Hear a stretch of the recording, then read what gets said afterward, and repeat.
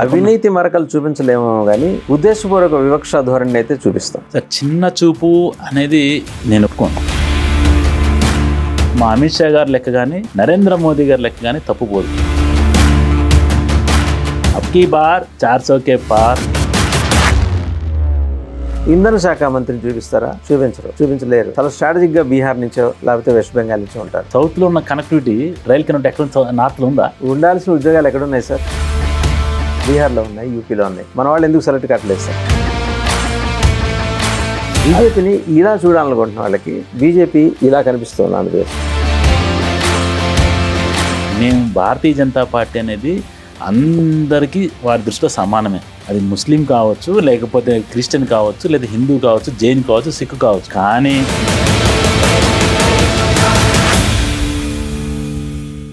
నమస్తే, welcome to Anantha TV.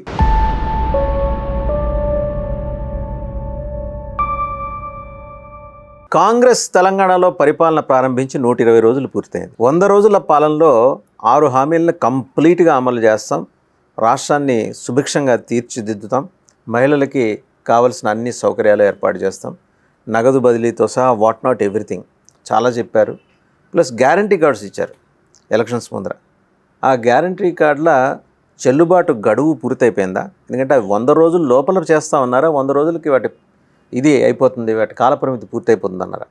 దీని మీద అయితే సందేహాలు వస్తున్నాయి. ఎందుకంటే ఏ హామీ పట్ల కూడా సంపూర్ణమైన నిబద్ధత కనపడకపోవటం, లేదా ప్రభుత్వం వ్యక్తం చేయకపోవటం, ఇది చాలా స్పష్టంగా ఆవిష్కృతం అవుతున్న పరిస్థితి చాలా చోట్ల కనిపిస్తుంది తెలంగాణ రాష్ట్రంలో.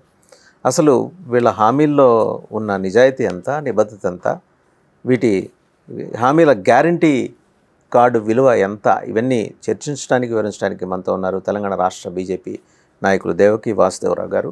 నమస్తే వాసుదేవరావు. నమస్కారం. 2019 ఖమ్మం లోక్సభ నుంచి బీజేపీ కంటెస్టెంట్ కూడా వాసుదేవరావు గారు. వాసుదేవరావు గారు, 6 హామీలు చాలా లుక్రేటివ్గా తీసుకొచ్చింది కాంగ్రెస్ పార్టీ. నిజంగా అంటే ఆ టైంలో మీరు ఎవరిపాటుగా ఉన్నారో, లేకపోతే బీఆర్ఎస్ మీద విసుగెత్తి మీరు యాక్టివ్గా లేకపోవడం వల్ల కాంగ్రెస్కి వేశారో తెలియదు. కానీ మొత్తానికి ఆ టైంలో తీసుకొచ్చిన 6 హామీలు మాత్రం జనం మీద బలమైన ముద్రేశాయి, కాంగ్రెస్ని అధికారంలోకి తీసుకొచ్చాయి. వీటి అమలు విషయంలో మీరు గమనించింది ఏంటి? అనంత టీవీ ప్రేక్షకులకి అదేవిధంగా మీకు కూడా నమస్కారాలు తెలియజేస్తూ, మా చిన్నప్పుడు మేము ఇంట్లో ఈ పెళ్లి సంబంధాలకి మాట్లాడుకుంటే మేము చిన్నపిల్లం కాబట్టి కూర్చునేవాళ్ళం. కూర్చున్నప్పుడు ఏదేదో మాట్లాడేవాళ్ళు. తర్వాత మా పెద్దవాళ్ళు మాట్లాడుకునేవాళ్ళు, 1000 అబద్ధాలైనా ఆడైనా ఒక పెళ్లి చేయాలని చెప్పి. తప్పు లేదు, పెళ్లి చేసేటప్పుడు ఒక ఇద్దరిని కలపడం కోసం 1000 అబద్ధాలైనా సరే ఆడి ఒక పెళ్లి చేయొచ్చు అనేవాడు. ఇప్పుడు ఏమైందంటే కాంగ్రెస్ పార్టీ 1,00,000 అబద్ధాలు ఆడైనా సరే అధికారంలో రావాలని చెప్పి ఆడిన అబద్ధాలే ఈ యొక్క 420 హామీలు. 420 హామీలు అయితే ఇచ్చినారో నా 420 హామీలు, అవన్నీ కూడా కేవలం అధికారంలో రావటం కోసమే. ఎంత దుర్మార్గం అంటే, రేవంత్ రెడ్డి గారు ముఖ్యమంత్రిగా తీసుకున్న తర్వాత, బట్టి విక్రమ్ గారు ఫైనాన్స్ మినిస్టర్ తీసుకున్న తర్వాత ఒక లేమ్యాన్ మాట్లాడినట్టుగా మీకు లంకె బిందులు ఉంటాయి అనుకున్నాం, కానీ ఇక్కడ అన్ని ఖాళీ బిందులు ఉన్నాయని. అంటే మీకు చదువు వచ్చా, చదువు రాదా? ప్రతి సంవత్సరం బడ్జెట్ అనేది ఓపెన్ డాక్యుమెంట్, అఫీషియల్ డాక్యుమెంట్. మీరు కూడా అందులో రికార్డ్ డాక్యుమెంట్. దాంట్లో ఎన్ని అప్పులు ఉన్నాయి, ఎన్ని ఆశలు చాలా స్పష్టంగా ఉంటాయి. అదేం దాచుకునేది కాదు. పెళ్ళికి వచ్చినప్పుడు మీకు మీ అబ్బాయికి ఎంత వస్తుందంటే 100 కోట్లు ఉంది, 1000 కోట్లు. అట్లనే వీళ్ళు ఎన్ని అబద్ధాలు ఆడుతున్నారంటే మాకు ఏం తెలియదు అన్నట్టుగా. అప్పుడే భారతీయ జనతా పార్టీ గౌరవ రాష్ట్ర అధ్యక్షులు కిషన్ రెడ్డి గారు 1 ఇయర్ బ్యాకే తెలంగాణ రాష్ట్రానికి కేంద్ర ప్రభుత్వం నుంచి ఎటువంటి అప్పులు వచ్చినాయి, ఎన్ని అప్పులు వచ్చినాయి, అలాగే ఇక్కడ ఈ తెలంగాణ ప్రజలకి కేంద్ర ప్రభుత్వ సంస్థల నుంచి ఎన్ని అప్పులు వచ్చినాయి, దాదాపు 9,20,000 కోట్ల రూపాయలు అప్పుల్ని ఈ రాష్ట్ర ప్రభుత్వానికి ఇచ్చింది 9 సంవత్సరాలు. అదేవిధంగా 9,80,000 కోట్ల రూపాయలు ఇక్కడ ఉన్న ప్రజలకి అనేక రూపాల్లో లోన్లు. ఇది మేము చెప్తుంటే పోనీ బీఆర్ఎస్ చెప్పలేదు, పోనీ మేము చెప్పాంగా, నువ్వు చూడాలిగా. చెవిటోడు ముందు శంఖం ఊదితే ఉపయోగం లేదన్న చందాన భారతీయ జనతా పార్టీ చాలా స్పష్టంగా బ్లాక్ అండ్ వైట్లో, ఇంగ్లీష్లో, తెలుగులో శుభ్రంగా దాన్ని ప్రింట్ చేసి ఇచ్చింది. ఇది కూడా ఇచ్చిన తర్వాత, ఇవన్నీ అయిన తర్వాత ఎన్నికలనేమో మేము అవి చేస్తాం ఈ చేస్తాం అని చెప్పి ఎన్నికలు అయిన తర్వాత ఇక్కడ ఏం లేవని చెప్తున్నారు. సరే, ప్రజలు ఒక కేసీఆర్ పరిపాలన విసిగిపోయి, ఆ కుటుంబ పరిపాలన విసిగిపోయి వారి యొక్క అరాచకాలు, లేకపోతే కుటుంబ పరిపాలన, లేకపోతే కరప్షన్, విపరీతమైన కరప్షన్ కింది స్థాయిలో కూడా. ఒక కార్పొరేటర్ ఈ రోజున కొన్ని వందల కోట్లకి పడగెత్తారు. మీరు హైదరాబాద్ చుట్టుపక్కల ఏ కార్పొరేటర్ని టచ్ చేసినా సరే, ఈ యొక్క బీఆర్ఎస్ కార్పొరేటర్ కూడా చోటా మోటా నాయకులు కూడా ఈరోజు 100 కోట్లకు వెళ్ళిపోయారు. ఇంత అవినీతి తట్టుకోలేక కామన్ మ్యాన్, సామాన్యులు కూడా తట్టుకోలేక ఈరోజు ఏదో ఒక ఆల్టర్నేటివ్ కావాలని దాన్ని మేము ఆ సమయంలో అందిపుచ్చుకోలేకపోయిన భారతీయ జనతా పార్టీ. దానికి 2 కారణాలు ఉన్నాయి. అన్నిటికంటే ముఖ్య కారణం ఏంటంటే కర్ణాటక ఎలక్షన్స్. అక్కడ కాంగ్రెస్ 1947లో ఏ విధంగానైతే మతపరంగా ఈ భారతదేశాన్ని విడగొట్టి, ఆ తర్వాత ముస్లిం అపీజ్మెంట్తో, చాలా దీన్ని పెద్ద భయపడాల్సిన అవసరం లేదు, మైనారిటీ అపీజ్మెంట్తో ఇప్పటివరకు రాజకీయాలు చేసుకుంటూ వచ్చి అక్కడ కూడా అదే విధంగా చేసి, అక్కడ మత పెద్దలు, కర్ణాటకలోని ముస్లిం మత పెద్దలు చాలా స్పష్టంగా మీరు బీజేపీని ఓడించాలి, కాంగ్రెస్ని గెలిపించాలి అన్న చందాన చేస్తే అక్కడ గెలవటం. అక్కడ ఒక 5 గ్యారెంటీలు అని చెప్పారు, ఇక్కడికి వచ్చి ఇంకో గ్యారెంటీ పెంచి 6 గ్యారెంటీలు చేశారు. అక్కడి నుంచి ధన ప్రవాహం. డికే శివకుమార్ గారే యొక్క తెలంగాణ రాష్ట్ర అసెంబ్లీ ఎన్నికలు నడిపించారు, మనందరికీ తెలుసు. ప్రతిరోజు ప్రతి ఛానల్లో, మీ మీడియాల్లో ఎక్కడ చూసినా, పేపర్లో చూసినా DK Shivakumar is de facto president of the Congress. ఆయన నడిపించారు ఆ డబ్బుల సంచులతో. ప్రతి గ్యారంటీ అంటే మొత్తం 420 హామీల్లో 6 గ్యారంటీలు మాత్రం మా మేజర్ 6 గ్యారంటీ 100 రోజుల్లో పూర్తి చేస్తాము. దీనికంటే ఇంకా దుర్మార్గం ఏంటంటే ఎలక్షన్స్ ముందు రేవంత్ రెడ్డి గారు ఒక బహిరంగ సభలో చెప్పారు, మీరు కూడా ప్లే చేసి చూపించవచ్చు. ఇక్కడ ప్రతి ఒక్కళ్ళు కూడా వెంటనే మీరు వెళ్ళి బ్యాంకులో 2 లక్షల రూపాయలు రుణం తీసుకోండి, నేను ముఖ్యమంత్రి నవంగానే 2 లక్షల రుణం మాఫీ చేస్తా, డిసెంబర్ 9 మాఫీ చేస్తా అని చెప్పాడు. ఇంత దుర్మార్గం అంటే ఇదే మాట. 1 లక్ష రూపాయల రుణమాఫీ అని చెప్పి కేసీఆర్ అందరి జీతాలు ఆగమాగం చేసి వాళ్ళు డబ్బులు కట్టకుండా ఈరోజు ఈయన ఇచ్చే రుణమాఫీ కంటే దాని మీద రుణం వడ్డీ ఎక్కువయ్యి వాళ్ళ సిబిల్ పాడైపోయి ఏ బ్యాంకులో లోన్లు పుట్టకుండా, రుణం పుట్టకుండా ఈయన ఏం చేసి 2 లక్షలు అన్నాడు. సరే నువ్వు డిసెంబర్ 9 పోయా, 100 రోజులు పోయా, 100. ఈ రోజు కూడా ఏ మాత్రం సిగ్గు లేకుండా, ఏ మాత్రం ప్రజలు ఏమనుకుంటారని లేకుండా మళ్ళా ఈ రోజున కాంగ్రెస్ పార్టీని 14 సీట్లు ఇచ్చి గెలిపించమని అడుగుతున్నారు. ఇక్కడ మనం 6 గ్యారంటీల్లో, నేను మీకు వాళ్ళు ఇచ్చిన ప్రింటే, నేను సొంత ప్రింటేం కాదు, ఈ 6 గ్యారంటీల్లో మీకు ఇప్పటికి ఏం చెప్తున్నారు, 6 గంటలు మీరు చేసామని చెప్తున్నారు. అది ఇంకా దుర్మార్గం. అది సార్ చేయలేకపోయాము, లంకె బిందెలు దొరకలేదు, ఖాళీ బిందెలు దొరికినాయి, ఈ చెప్పినా ఒక అందం చెందాం. మళ్ళీ ఇదే 6 గ్యారెంటీ పూర్తి చేసాము అని చెప్పి మళ్ళీ ఈ పార్లమెంటు ఎన్నికల్లో మాకు ఓటేయండి, మమ్మల్ని గెలిపించండి అని మాట్లాడుతున్నారు. ఈ 6 గ్యారెంటీల్లో ఏది ఏ మేరకు అమలైందో మీకు అవగాహన ఉందా? నన్ను అడిగేదానికంటే మీరు లైవ్లోకి ఎవరినన్నా ఒక కామన్ మ్యాన్ తీసుకుని ఉంటే, నాకు కడుపు కాలు ఉన్నారు, వాళ్ళు బాగా చెప్తారు. సరే నన్ను అడిగారు కాబట్టి నేను చెప్పాలి కూడా, నేను చెప్తున్నాను. నేను ఫస్ట్ మహాలక్ష్మిలో మూడు సబ్ గ్యారెంటీస్ ఉన్నాయి. ఒకటి, ప్రతి మహిళకి, ఇక్కడ ఏం రాశారు, ఇది ప్రింటెడ్ అండి, నేను సొంతంగా నేను చేసింది కాదు, ఇది వాళ్ళు ప్రింట్ చేసింది. ఏమన్నారు ఇక్కడ, మహిళలకు ప్రతి నెల 2,500. అంటే మహిళలు ఏమనుకుంటారండి, ఇంటికి వచ్చేస్తే ఏముంది, వెళ్ళంగానే వాళ్ళ ఖాతాలో పడిపోతాయి. దాని తర్వాత దానికి 1,00,000 కండిషన్లు పెడతారు కదా. 2,000 ఈ రోజు వరకు ఏ మహిళకి పెట్టే కండిషన్స్ అన్ని ఉంటాయి అందులో. మనం టర్మ్స్ అండ్ కండిషన్ చిన్న పెడతారు కదా, కండిషన్స్ అప్లై ఆ టైప్లో. సరే కండిషన్స్ అప్లై అయినా సరే ఏ ఒక్క మహిళకు కూడా ఈ రోజు వరకు 2,500 రూపాయలు కాదుగా 2.5 పైసలు కూడా ఏ అకౌంట్లో పడలేదు. దీంట్లో ఇంకోటి చెప్పారు, ₹500కి గ్యాస్ సిలిండర్ ఈ రోజు వరకు కూడా 850 రూపాయలు, 855 రూపాయలు ఈ రోజు కూడా. నేను మీ ఇంటర్వ్యూకి వచ్చే ముందు ఖమ్మంలో 1-2 ఫోన్ చేశాను మా కార్యకర్తలకి, ఎవరైతే బిలో పావర్టీ లైన్లో ఉన్నారో లేకపోతే ఎవరైతే తెల్లకార్డు ఉన్నారో. ఈ రోజు తీసుకున్నా అన్న, నేను 3 రోజుల క్రితం మా ఇంటి పక్కన మాకు ఎక్కడ కూడా 850 రూపాయలే తీసుకున్నారు, 850 రూపాయలు కట్టే మేము తీసుకుని చెప్తున్నారు. ఇక ఆర్టీసీ బస్సులో ఉచిత ప్రయాణం, మొదటి మహాలక్ష్మి కింద 3 గ్యారంటీల్లో ఒక ఆర్టీసీ బస్సు ప్రయాణం ఉచితం తప్పితే మిగిలిన 2 గ్యారెంటీలు. ఆర్టీసీలో బస్సు ఉచిత ప్రయాణం అనేది మీకు that is not a basic need. మీకు అవసరమైతే నెలకు ఒకసారో వారానికి ఒకసారి బయటికి వెళ్తారు. అది హైదరాబాద్ లాంటి మహిళలు అయితే ఓకే, వాళ్ళు ఏమన్నా ఒక ఉద్యోగానికి వెళ్ళేవాడు ఉపయోగపడుతుంది. ఒకటి హైదరాబాద్లో కూడా దేవుడా అనుకుంటే వెళ్ళాల్సిందే కానీ బస్సులో. మరి మెట్రో ఉన్నప్పుడు ఇప్పుడు ఢిల్లీలో కేజ్రీవాల్ ఏం చేశాడు, మెట్రోలో ఫ్రీ అన్నాడు. మీరు చూడండి ఈ రోజున మెట్రో ఎక్స్ప్రెస్లో ప్రయాణం చేసే మహిళలు ఎక్కువ ఉన్నారా? మరి ఆర్టీసీ బస్సులో ఇచ్చే మహిళలు ఎక్కువ ఉన్నారా? ఈ ఊర్లలో అంటారా అసలు అవసరమే ఉండదు. మాలాంటి ఖమ్మం లాంటి ఊర్లలో అసలు బస్సులే ఉండవు, ఆర్టీసీ బస్సులే ఉండేది. ఊర్లకి వెళ్ళి చెప్తే లేడీస్ రోజు ఊర్లు తిరగరు కదా. అంటే దీనివల్ల ఎటువంటి ఉపయోగం లేదు. సరే, కొంత ఏదైతే ఒక మార్జిన్ సెక్షన్ ఉపయోగపడుతుందో సంతోషం, మాకు 10 మందికి ఉపయోగపడిన సంతోషం. ఇది పోతే నెక్స్ట్ ఇంకోటి రైతు భరోసా.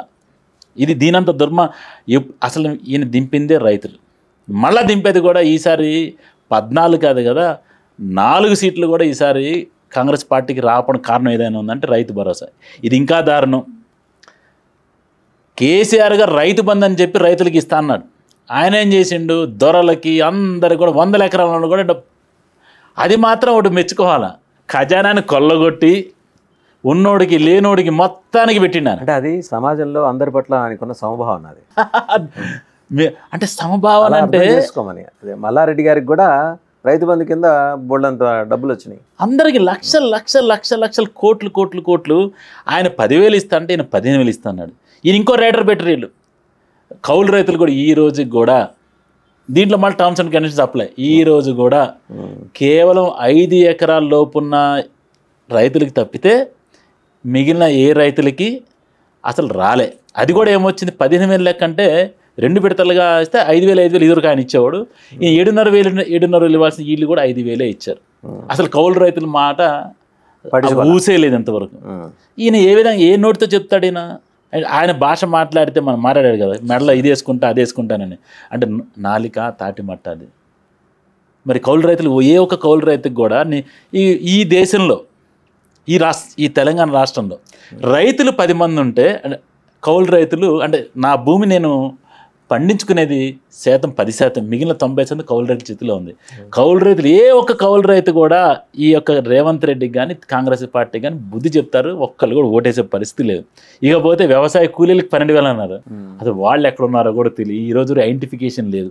అది పోతే వరి పంటకు క్వింటాల్కి 500 రూపాయలు బోనస్. మొన్న కూడా వారం క్రితం భారతీయ జనతా పార్టీ రాష్ట్ర వ్యాప్తంగా ఒక ఆందోళన చేపట్టి రైతు ధర్నా చేసింది. క్వింటాల్కి 500 రూపాయలు బోనస్ వెంటనే ఇవ్వండి అని చెప్పి. ఇంతకంటే ముందు మా బండి సంజయ్ కుమార్ గారు ఆల్రెడీ కరీంనగర్లో దాని మీద దీక్ష తీసి ఆ తర్వాత రాష్ట్రం మొత్తం కూడా దాన్ని తీసుకున్నాం. ఈ రోజు 500 రూపాయలు బోనస్ ఇచ్చిన పోపాన పోలే. ఇప్పుడు ఏమంటారు, ఎలక్షన్ కోడ్ వచ్చేసింది చెప్తున్నారు. ఎలక్షన్ కోడ్ వచ్చేదాకా తాత్సారం చేశారు. ఇంకోటి ఎలక్షన్ కోడ్కి ఇది బోనస్ ఇస్తా అని చెప్పారు మీరు. ఇది కొత్తగా పథకం కాదు, ఇది లేక కొత్తగా ఇస్తుంది కాదు. ఆల్రెడీ మీరు మీ ఎలక్షన్ మేనిఫెస్టో పెట్టారు, గవర్నమెంట్ రాగానే దీని అందరి నోటిఫికేషన్ గీవోలు అన్నీ ఇష్యూ అయిపోయి మీరు డబ్బులు ఇస్తున్నారు ఇప్పుడు అంతే. నిజంగా దీనికి కోడ్ వర్తించదు. దీనికి కోడ్ వర్తించదు. ఎందుకు కోడ్ వర్తిస్తుంది? ప్రకటిస్తే ఈ రోజు నువ్వు కొత్తగా ప్రకటించి మీరు ఇస్తే కోడ్ వర్తిస్తుంది. మీరు ఆల్రెడీ మీరు 100 రోజులు అన్నీ చేశారని చెప్పారు కదా. మీరు 100 రోజుల్లో హామీలు కంప్లీట్ చేశారంటే నువ్వు ఇట్ ఇస్ ఓన్లీ బటన్ నొక్కడమే, మీరు డబ్బులు ట్రాన్స్ఫర్ చేయటం అంతే. కొత్తగా మీరు జీవో తీసుకురావట్లే, కొత్తగా మీరు ఈ పథకాన్ని ఇవ్వట్లేదు. ఇది అయిపోయిన తర్వాత ఒక గృహజ్యోతి, ఇక ప్రతి కుటుంబానికి 200 యూనిట్లు ఉచిత విద్యుత్. ఇది మాత్రం అమలవుతుంది. ఎందుకంటే అయిందని చెప్పాలా, అవని చెప్పాలి. కానీ దీనివల్ల నష్టం నేను చెప్తానండి. ఇదివరకు ఒక 100 యూనిట్లో 50 యూనిట్లో వాడుకునే గృహస్థులు కూడా అంటే పెంచుకుంటున్నారు. ఇది నాకేముంది, నేను డబ్బులు కట్టేదేం లేదు, 200 వరకు కానీ దీనివల్ల దుబారా తప్పితే. కరెక్ట్ మాట, దుబారా. అంటే మనం ఒకళ్ళని అంటాను కదా, మీరు ఇప్పుడు నా చిన్నప్పుడు మా నాన్న ఈ రూమ్లోంచి ఆ రూమ్లోకి వెళ్తున్నా అంటే ముందు ఈ రూమ్లో లైట్ ఆఫ్ చేసి వెళ్ళకపోతే తిట్టాడు.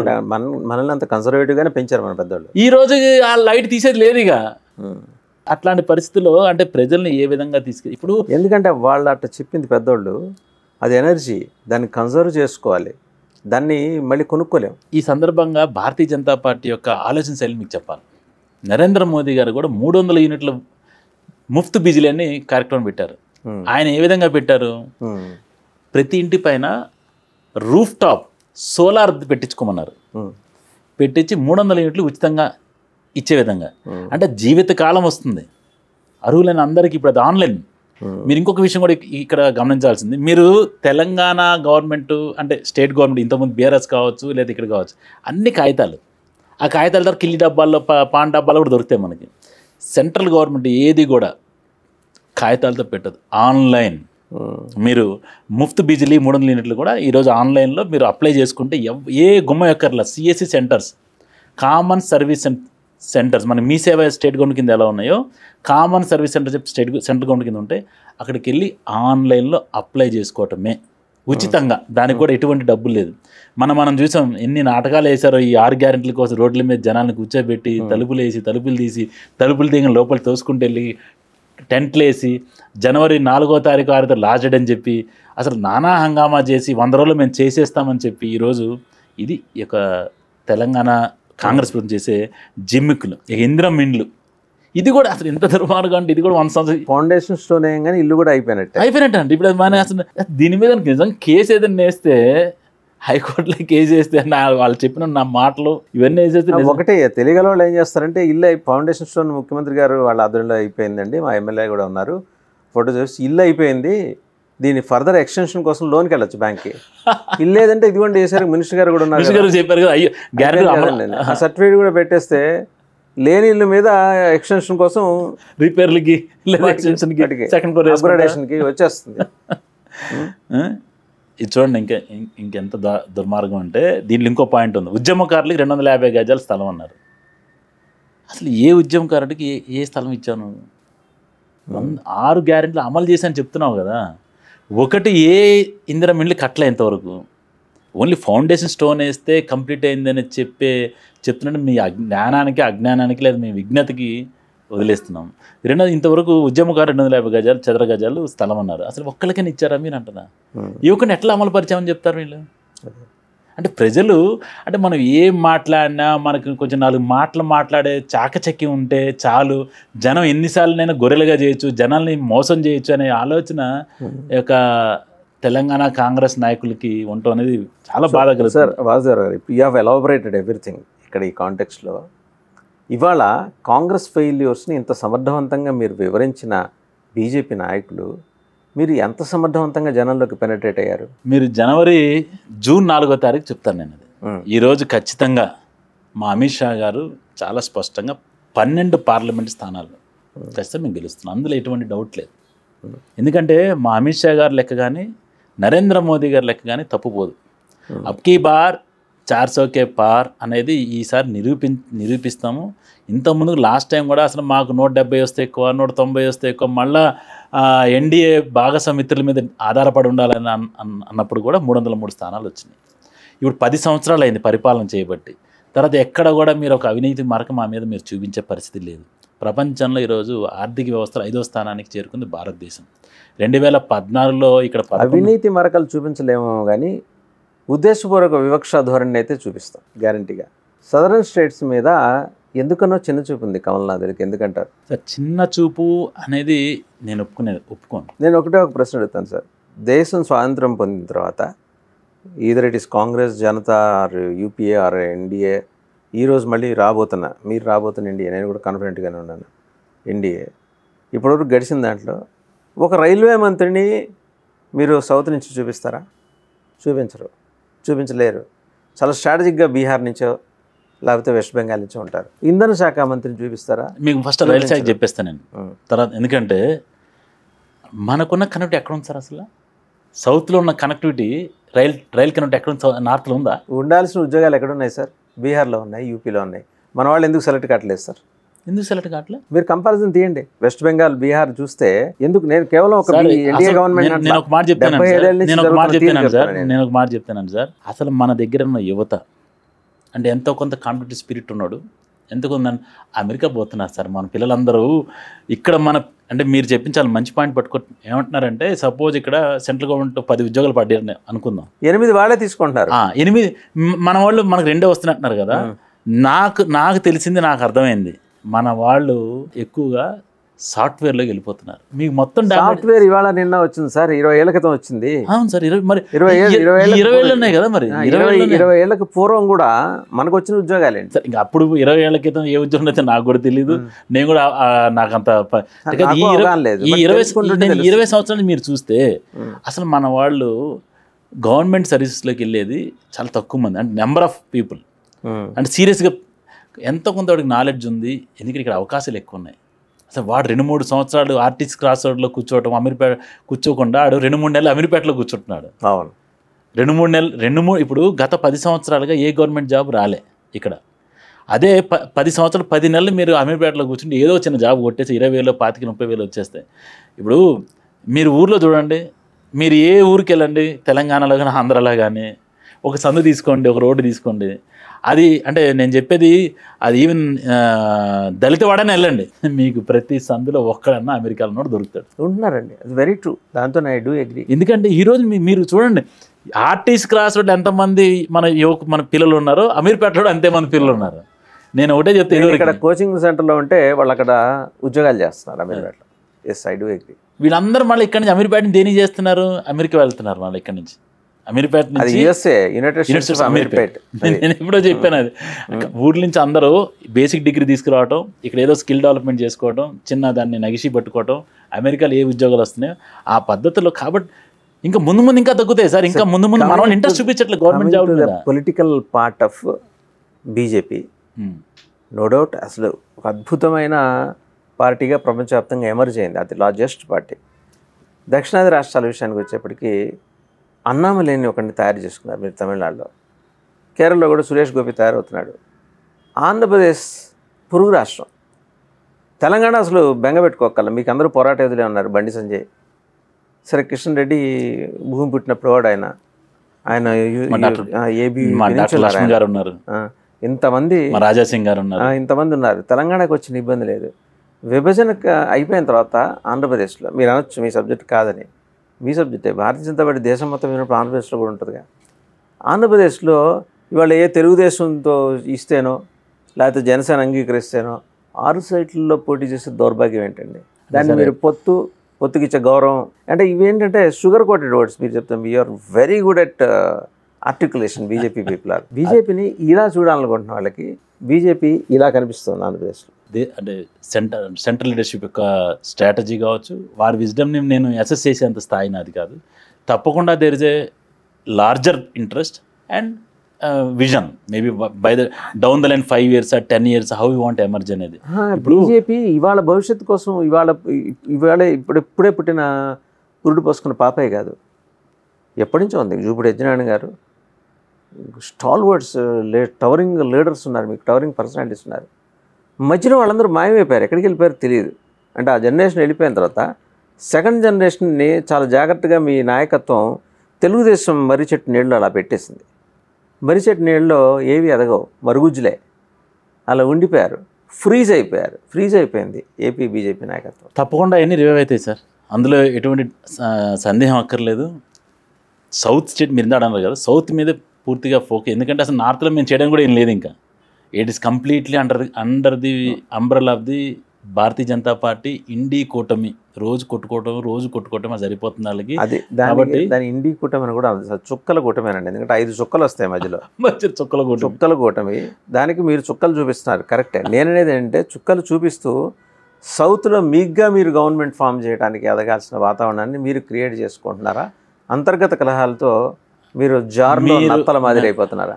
మీరు వచ్చే ఏ ఎన్నికలైనా సరే, ఈ రోజు తర్వాత వచ్చే ఏ ఎన్నికలైనా సరే భారతీయ జనతా పార్టీ తెలంగాణ, అందులో మీకు ఎటువంటి సందేహం లేదు. మళ్ళీ ఈరోజు మీరు గుర్తుపెట్టుకోండి, మళ్ళీ మీరు టీవీకి పిలిచి మళ్ళీ చెప్తాను, మీకు పిలవాల్సిన అవసరం లేదు. కాకపోతే పిలవండి, ప్రభుత్వం నుంచి వస్తారేమో, మేము అప్పుడు పిలిచి వస్తాం. ఒకళ్ళు రాకపోతే అప్పుడు మీరు పిలవచ్చు, అసలు అందులో మీకు ఎటువంటి సందేహం లేదు. Next coming to Andhra Pradesh also, అక్కడ కూడా మంచి అమిత్ షా గారి స్ట్రాటజీ, అమిత్ షా గారి స్ట్రాటజీ, అలాగే నరేంద్ర మోదీ గారి స్ట్రాటజీ, మా పెద్దల స్ట్రాటజీని నేను అంటే ఇంకా మాకు దాన్ని అర్థం చేసుకునే స్థాయి ఉండకపోవచ్చు, వాళ్ళ విజన్ వేరే ఉంటుంది. అందులో ఎటువంటి సమస్య లేదు. Bharatiya Janata Party is going to be next election ఏదైతే ఉంటుందో అక్కడ కూడా ఆంధ్రప్రదేశ్లో మంచి స్థానంలో గవర్నమెంట్ ఫామ్ చేసే స్థానంలోకి వస్తుంది. అక్కడ కూడా ఇక్కడైతే డౌటే లేదు. మీరు ఏ ఎలక్షన్ అయినా, దీని తర్వాత ఏ ఎలక్షన్ అయినా సరే ఇది భారతీయ జనతా పార్టీ ఒక విజయమే మీరు చూస్తారు. ఇంకొక 2 నాకు టైం ఇస్తే మీరు 2 చెప్పేస్తారండి. ఎందుకంటే అసలు బొందబెట్టింది బీఆర్ఎస్ని యూత్. అవును, ఇక అది చాలా ఉంది. యువ వికాసం అని చెప్పాడు. యువ వికాసం ఏం చెప్పిండు? అసలు ప్రతి ఒక్కరికి 5 లక్షల కార్డు ఇస్తా అన్నాడు. 5 లక్షల భరోసా కార్డు. మీరు 5 లక్షలు తీసుకొని మీరు ఎక్కడికి ఏది కావాలంటే ఫీజులు కట్టుకొని చదువుకోండి, చదువుకోండి వెళ్ళిపోండి అన్నాడు. ఈ రోజు వరకు అసలు భరోసా కార్డు ఎక్కడ ఉందో తెలియదు, భరోసా ఎక్కడ ఉందో తెలియదు. ఎందుకంటే దుర్మార్గం ఏంటంటే ఇంతకుముందు భారత రాష్ట్ర సమితి బీఆర్ఎస్ ఏదైతే రాష్ట్ర సమితి ఉందో ఈ యువకుల నుంచి కూడా ఈ కాంపిటేటివ్ ఎగ్జామ్స్ గురించి పోటీ పరీక్షల గురించి వాళ్ళ ఫీజులు వసూలు చేసి అసలు ఆ ఫీజుల మీదే అసలు మొత్తం ఆ డిపార్ట్మెంట్ నడిపించారు వాళ్ళు. దాని నుంచి కూడా ఆదాయం సంపాదించారు. వీళ్ళ రక్తాన్ని పీల్చి అది ప్రభుత్వానికి ఆదాయంగా తయారు చేశారు. అది ఈయన ఏం చెప్పాడు, ఎటువంటి పరీక్ష ఫీజు ఉండదని చెప్పాడు పోటీ పరీక్షలకి. ఈ రోజు పోటీ పరీక్షలు ఫీజులు కడుతున్నారు, మన పిల్లలు ఫీజులు కడుతున్నారు. ఒక్కొక్కడు ముడ్డి మీద కొడతారు. నేను వీళ్ళు రేపు పొద్దున కాంగ్రెస్ ఏ పార్లమెంట్ నుంచి ప్రతి యువకుల ఆ నిరుద్యోగులు ఎవరైతే ఇప్పుడు ఎగ్జామ్స్ రాస్తున్నారో వాళ్ళకి చెప్పింది ఏంటి, నువ్వు 5 లక్షల భరోసా కార్డు అన్నావు, అది పోయే. అసలు ప్రతి నెల వీళ్ళకి అంటే ఇందులో ఇవ్వలేదు కానీ తర్వాత వీళ్ళకి 4,000 రూపాయలు అన్నాడు. 6 గ్యారెంటీలు ఇవ్వలేదు కానీ 4,000 రూపాయలు నిరుద్యోగ భృతి అన్నాడు. అంటే ఇప్పుడు ఉద్యోగాలు ఇస్తా అని చెప్పాడు. మీకు అది చూస్తే మీకు ఆల్రెడీ అసలు వీళ్ళు జాబ్ క్యాలెండర్ ఇచ్చేసారు. వీళ్ళు లాస్ట్ టైం జాబ్ క్యాలెండర్ ఇచ్చేసారు, ఎప్పుడు ఏ జాబ్ వస్తుంది అనేది. ఈ రోజు వరకు ఉద్యోగ నియమ ప్రణాళిక వీళ్ళు ఆల్రెడీ ఏం చెప్పారు, 1/2/2024కి గ్రూప్ 1 నియామకాలకి ఇచ్చేస్తామని చెప్పారు. ఫేజ్ 1లో తర్వాత 1/4/2024 గ్రూప్ 2 అని చెప్పేశారు. అలాగే అంటే ప్రస్తుతానికి ఈ 2 చెప్పారు. నెక్స్ట్ జూన్లో ఉన్నాయి. ఈ రెండింటి కూడా ఏం జరిగింది లేదు ఇంతవరకు. అసలు జాబ్ క్యాలెండర్ ఇచ్చారు, ఈ జాబులు స్టార్ట్ కాలే. తర్వాత ఈ 6 గ్యారంటీల్లో మీరు ముందు 5 లక్షల కార్డు అన్నారు, కార్డీలే. తర్వాత వీళ్ళకి ప్రతి మండలంలో తెలంగాణ ఇంటర్నేషనల్ స్కూల్స్ ఉన్నారు. కనీసం ఇందిరమ్మేళ్ళకి వీళ్ళు భూమి పూజన చేశారు, ఇక భూమి పూజ కూడా చేయలే. మళ్ళీ ఇది అయిపోయిందని చెప్తున్నాడు ఆయన. 6 గంటలు అయిపోయిందని చెప్పి అసలు అంటే ఎంత దుర్మార్గం అనమాట. ఇక లాస్ట్కి వస్తే చేయూత పింఛన్ 4,000 పింఛన్, అది ఇంతవరకు రాలే. తర్వాత 10 లక్షల రాజీవ్ ఆరోగ్యశ్రీ బీమా, ఇది చెట్టు అంటే ఎంత దుర్మార్గం. దాంట్లో 5 లక్షల రూపాయలు సెంట్రల్ గవర్నమెంట్ ఉంది, అంతే కదా. మనం 5 లక్షల రూపాయలు దాంట్లో సెంట్రల్ గవర్నమెంట్ ఉంది, వీళ్ళు ఇచ్చేది 5 లక్షలు, మొత్తం 10 లక్షలు. మళ్ళా రాజీవ్ ఆరోగ్యశ్రీ. ఒక ఇంట్రెస్టింగ్ ఏంటంటే ఒకసారి మేము లిస్ట్ తీసాం, ఆ లిస్ట్లో అది రెడీ లేదు. అసలు రాజీవ్ గాంధీ పేరు మీద, ఇందిరాగాంధీ పేరు మీద, జవహర్లాల్ పేరు మీద ఎన్ని ఇన్స్టిట్యూషన్స్, ఎన్ని పథకాలు. అంటే ఇంకా వాళ్ళకి ముగ్గురు తప్పితే కాంగ్రెస్ పార్టీలో ఎవరు లేరు. ఈ కుటుంబ పార్టీ అనకపోతే ఏమన్నా చెప్పండి. పివి నరసింహారావు మరి ఈ దేశాన్ని ప్రధాని చేసి ఎన్ని ఉన్నాయి ఆయన పేరు మీద. మన్మోహన్ సింగ్ గారు ఈ దేశానికి మరి ఆయన మంచి ప్రధానమంత్రి, ఆయన పేరు ఒక్క పథకం ఉందా? మరి రాజీవ్ గాంధీ, ఇందిరాగాంధీ, నెహ్రూ ఈ ముగ్గురే అంటారు, మళ్ళీనేమో మేము కుటుంబ పార్టీ కాదంటారు. కాబట్టి ఈ 6 గ్యారెంటీలు తొంగలో తొక్కిన కాంగ్రెస్ పార్టీని ఈ వచ్చే ఎన్నికల్లో తొంగలో తొక్కి వాళ్ళు అడిగేది కూడా 14 అంటున్నారు. వాళ్ళు సారు కారు 16 అని చెప్పి 17లోంచి ఒకటి తీసేసి వాళ్ళకి ఇచ్చేసినట్టుగానే వీళ్ళు కూడా 14 అంటున్నారు. బీఆర్ఎస్కి ఒక 2 ఇచ్చినట్టున్నారు. సారీ, మన అక్కడ బహుజన సమాజ్ పార్టీ నుంచి వచ్చిన ఆయనకి ఒకటి ఇచ్చారు. సో ఇంకెవరితోనే అవగాహనకు వెళ్తారేమో మరి. 3 ఇంకా పెండింగ్ ఉన్నాయి. మా ఖమ్మం పెండింగ్ ఉంది, హైదరాబాద్ పెండింగ్ ఉంది, కరీంనగర్ పెండింగ్ ఉంది. కరీంనగర్లో ఒక్కడు కూడా ముందుకు రావట్లే. మా బండి సంజయ్ గారిని చూసి ఊరికి డబ్బులు దండగా, అంటే ఫీజు కట్టే 50,000 రూపాయలు కూడా దండగా 50,000 కట్టాలి పార్లమెంట్కి అయితే, అవి కూడా దండగా అని చెప్పి ఒక్కడు కాంగ్రెస్ ముందుకు వచ్చే పరిస్థితి లేదు. ఇక హైదరాబాద్ అంటారా, ఆల్రెడీ ఎంఐఎంతో అంటగాకారు వాళ్ళు. కాబట్టి లాస్ట్ రోజుకి ఒక డమ్మి కంటే ముక్కు మొహం తెచ్చిపెట్టి ఇది ఎంఐఎం చేతిలో పెట్టాలని చూస్తున్నారు. 2 స్ట్రైట్కి వస్తుంది సార్ మీకు తెలంగాణ బీజేపీకి. మీ రహస్య మిత్రుడితో చేసుకున్న రహస్య ఒప్పందం తెలంగాణలో కూడా అమలు అవుతుందా? మాకు రహస్య మిత్రులు అసలు ఉండరండి. ముస్లిమీన్ మా రహస్య మిత్రులు కాదు, ఎప్పటికి కాదు. ఇది బురదల్లే కార్యక్రమం. అంటే అలాంటప్పుడు మేము ఈరోజు మా మాధవలత గారిని పెట్టి ఏ రేంజ్లో ఆవిడ అంటే మీరు ఈరోజు అట్లా ఓపెన్ చేయండి, any news channel, any social media, any YouTube, first కనబడే మా మాధవలత గారు కనబడేది. ట్రెండింగ్లో ఆవిడే ఉన్నారు. మరి అంటే మరి నిజంగా రహస్య మిత్రులు అయితే ఇక్కడ తోడేలు వేట ఆడటం తెలుసా మీకు? అంటే మీకు తెలిసిందే, ఒక టార్గెట్ ఎంచుకుంటే తోడేలు ఒకటే వేటాడదు. ఆ టార్గెట్ వెనకాల ఒక తోడేలు, దాని పక్కనే ఒక తోడేలు వెళ్తుంటుంది. వెనకాల ఉన్నదేమో పరిగెత్తిస్తుంటుంది, పక్కన ఉన్నదేమో భయపెట్టిస్తుంటుంది. అంటే సైకలాజికల్గా ఇది చంపే లోపల అది చచ్చిపోవటం టార్గెట్. ఆ వ్యూహాన్ని, ఆ ద్విముఖ వ్యూహాన్ని బీజేపీ అమలు చేస్తుందని మీరంటే కిట్టని వాళ్ళు అంటున్నారు. నేను కాదు, వాళ్ళు అలా అన్నదా. అట్లా ఏంటంటే మీరు ఓవైసీని వేటాడటానికి మాధవలతగానే దించారు. సైమల్టేనియస్గా ఏంటంటే ఏం పర్లేదులే అని ఇక్కడి నుంచి చూపించడానికి ఇది ఎలాగో మీ సీటే అన్నట్టు మీరుంటారు. మీ సీటీ ఇన్ఫ్యాక్ట్ ఇక్కడున్న వాళ్ళ నోషన్ ఆఫ్ హైదరాబాద్ పీపుల్ ఏంటంటే as long as Majlis is there in Hyderabad, గొడవలు ఉండవు. వాళ్ళు కనుక ఓడిపోతే మళ్ళీ మతకల్లాలు వస్తాయని. ఇవాళ మీరు ఆయన్ని ఓడిపించడానికి అక్కడికి మాధవీలత గారి నుంచో పెడుతున్నారా, మాధవీలత గారిని గెలిపించడానికి ఆవిడ నుంచో పెడతారా? దేశాన్ని ధర్మాన్ని గెలిపించడానికి పెట్టాం మాధవీలత గారిని. మాధవీలత గారిని గెలిపించడము అది కాదు మా ముఖ్యం. ఈరోజు మాధవీలత గారిని ఇంతకుముందు భగవంతరావు ఉన్నారు, రేపు ఇంకొకళ్ళు ఉండొచ్చు నెక్స్ట్ ఎలక్షన్కి. ఇక్కడ ఈ దేశాన్ని మీరు అన్నారు మత కళలు అని చెప్పి, దమ్ము ధైర్యం ఉంటే ఈ దేశంలో భారతీయ జనతా పార్టీ ఉన్నంతకాలం, నరేంద్ర మోదీ ఉన్నంతకాలం ఏ ఒక్కడు కూడా మత కల్లోలు చేసే దమ్ము ధైర్యం చేసే పరిస్థితి ఆ తర్వాత కూడా ఉండకూడదనే కదా మన ఉండదు. మొత్తం క్లీన్, ఇప్పుడు నామరూపాలు లేకుండా కింద వేర్లతో సహా నిర్మూలించే కార్యక్రమాన్ని భారతీయ జనతా పార్టీ పెట్టుకుంది. మేము భారతీయ జనతా పార్టీ అనేది అందరికీ వారి దృష్టిలో సమానమే. అది ముస్లిం కావచ్చు, లేకపోతే క్రిస్టియన్ కావచ్చు, లేదా హిందూ కావచ్చు, జైన్ కావచ్చు, సిక్కు కావచ్చు. కానీ వాళ్ళని అడ్డం పెట్టుకొని వాళ్ళని ఎప్పీజ్మెంట్ చేసుకుంటూ, అరే ఇప్పుడు న్యాయపాత్ర అని పెట్టారు కదా, దీనిలో 20 స్కీములు. ఇంకోటి ఇంట్రెస్టింగ్ పాయింట్ అవుట్ ఉంది, చెప్పారు 25 ఏమి పెట్టారంటే ఉమెన్కి ఈక్వల్ రైట్స్ ఇస్తామని చెప్పారు. ఇప్పుడు మీ అనంత టీవీ సాక్షి అడుగుతున్నాను నేను, మేము యూనిఫామ్ సీట్ కూడా చెప్పాము మేము. మరి దమ్ము దీని అర్థం నువ్వు ఇచ్చే ఉమెన్ రైట్స్, ఉమెన్కి ఈక్వల్ అన్నప్పుడు మరి ఇక్కడ కూడా పాలిగమ్ని అంటే బహుభార్యతత్వాన్ని నువ్వు నిర్మూలిస్తున్నావా? నువ్వు కూడా ముస్లిం మహిళలకి ఆస్తిలో హక్కునిస్తున్నావా? మరి ఇది చెప్పాలా. నువ్వు ఏదైతే ఉమెన్ ఈక్వల్ రైట్స్ ఇస్తా అంటున్నావు కదా, మరి ఉమెన్ ఈక్వల్ రైట్స్ ఇస్తా అన్నప్పుడు నువ్వు యూనిఫామ్ సివిల్ కోడ్కి మద్దతు పలుకుతున్నావా? మీరు బహుభార్యతత్వానికి వ్యతిరేకమా? రేపు పొద్దున ముస్లిం మహిళలకు కూడా వారి ఆస్తుల్లో సమాన హక్కును కల్పిస్తావా అని అడుగుతున్నాను నేను. అది చెప్పాలి, ఎందుకంటే ఎన్ని కండిషన్స్ అప్లై కదా వీళ్ళన్నీ.